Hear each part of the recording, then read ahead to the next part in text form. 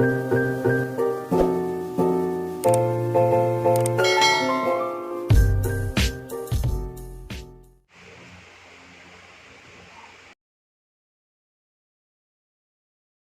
po yung ating kakailanganin sa ating fish steak. Gumamit po ako ng ganitong fish. Ito po ay tambakol, pwede rin tuna. At kailangan po natin ng onion, ng 3 cloves of garlic.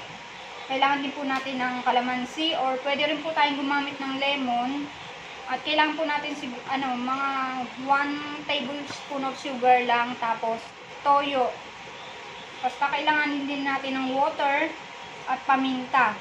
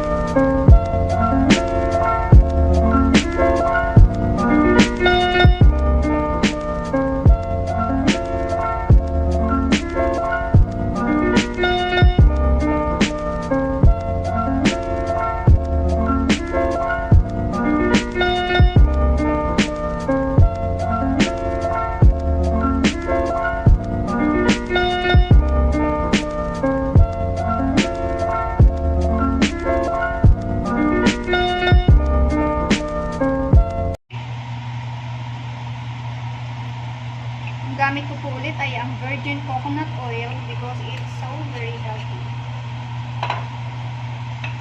So, tayo po muna natin ang ating garlic.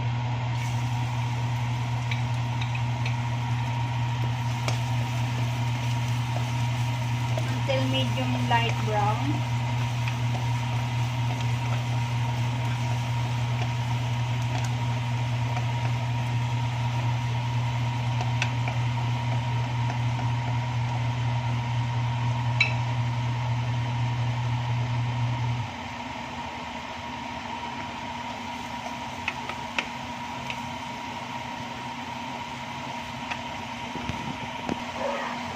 Medium light brown na po siya. Pwede na po natin ilagay ang ating onion. Patayin po muna natin siya until mag-light yung color ng onion na parang black siya.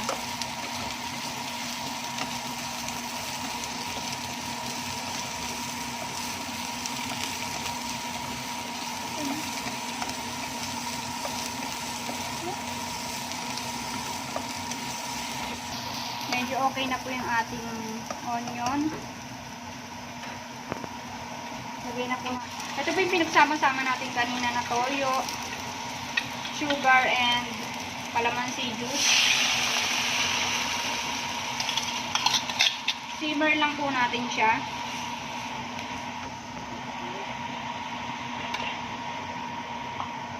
At may water nga pala.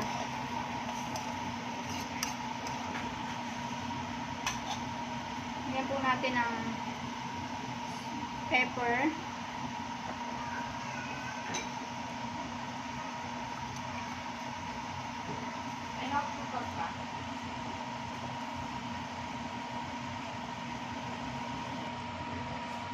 Okay na po yung ating sauce. Lagay na po natin yung ating fish. Ito po yung ating fish. Pinrito ko muna siya para hindi siya malansa.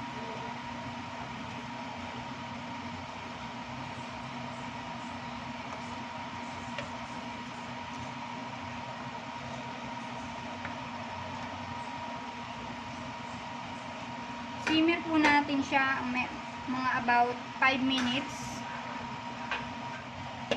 Takpan muna natin siya. About 5 minutes. After 5 minutes, baliktarin po natin yung fish.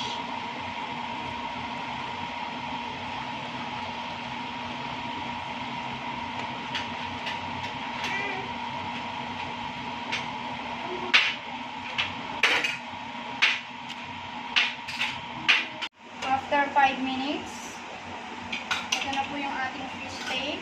Tikman na po natin siya.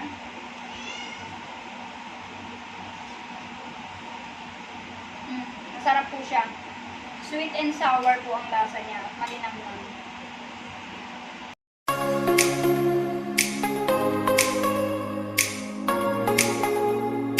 Tikman na po natin, guys.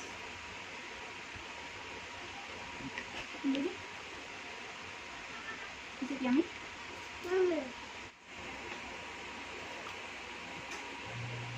Is it yummy, baby? Is it yummy? Yeah. Okay.